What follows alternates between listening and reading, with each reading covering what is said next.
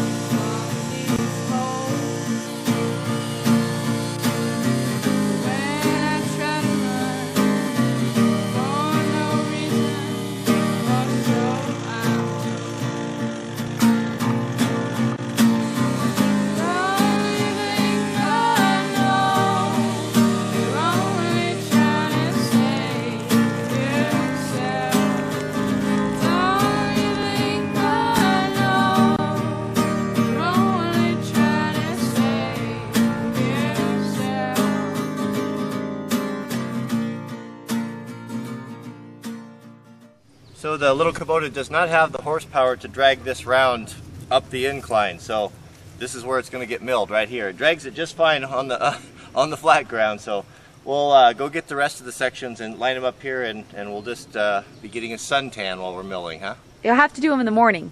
In the morning? Yeah. All right, let's go get the rest of them. Okay.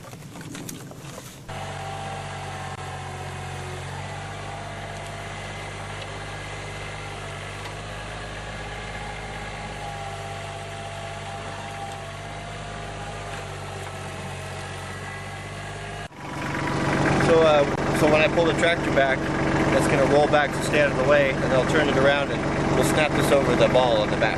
Okay.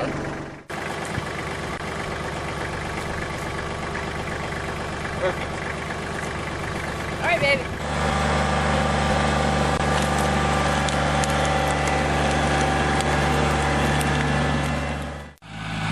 So it looks like he has bypassed log one, and this must be a lighter log. It's not down at the base of the tree so much, so he is going to go and attempt to put it in the shade where it's nicer to work.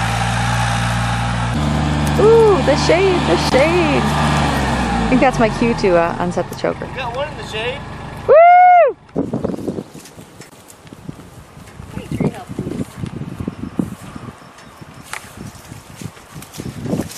You're about the best looking choker setter I've ever seen. Maybe a little size.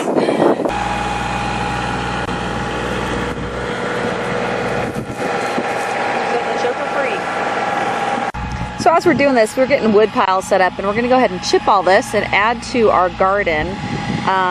We need it. We don't have a riding mower. We've got a push mower. I've got a little one that I use, and a friend loaned us a bigger one. Oh, he's pushing. Always an optimist. And skilled at using equipment. So instead of Lucy, we should have named her Shadow, because she follows me everywhere I go. I can never sneak up on Cody because she's always following me around. Right, Lucy? Hi! Yeah!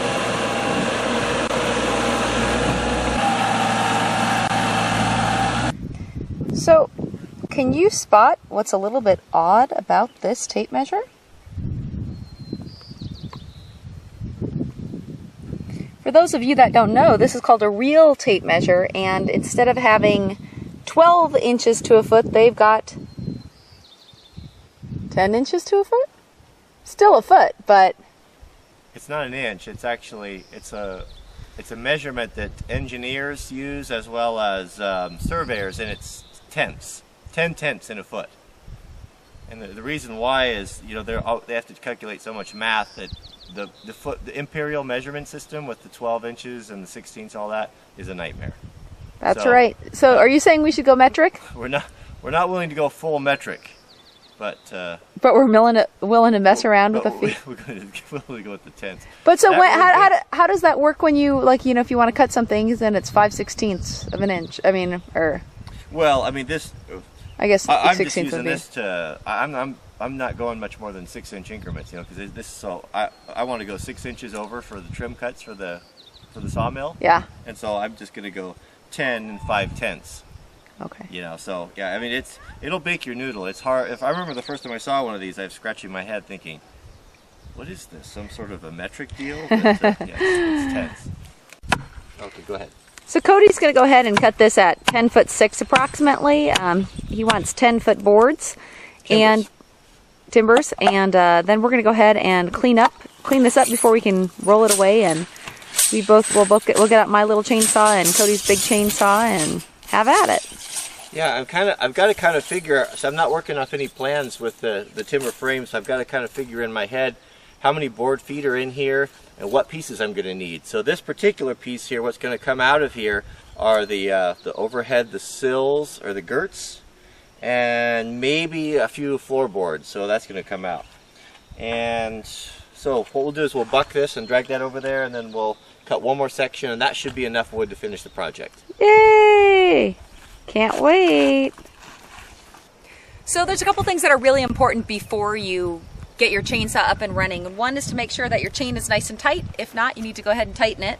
The next thing is to remember that you have lube oil in here, and that lubricates this is a metal against metal, and you want to make sure that it lubricates the whole time, so make sure you put some of that in there. And then this is mix. It's a oil-gas mix. It's 50-to-1, and you'd rather run out of gas than lube oil first, because otherwise it's going to be really bad for your... And you might explain what properties the lube oil has that makes it different than just regular motor oil. Oh, it's sticky. It's kind of, if you look at it, it's got like almost little strings to it, so it adheres to the chain really well, and it'll keep the oil there rather than making it jump out, if that makes sense. And also put on your chain protectors, some eye protection, ear protection, and a good hard hat if you've got one. Yep. Put on those chainsaw chaps so you don't miss out on heat stroke. Yeah, well, they're not very comfortable, but we do know somebody who dropped a chainsaw on their thigh, so it's important to wear one. I was telling Mrs. Wranglerstar that she was going to have to give the lecture on chainsaw chaps because I've lost credibility running my saw so many times without them. We've had many discussions because I don't want to be a widow.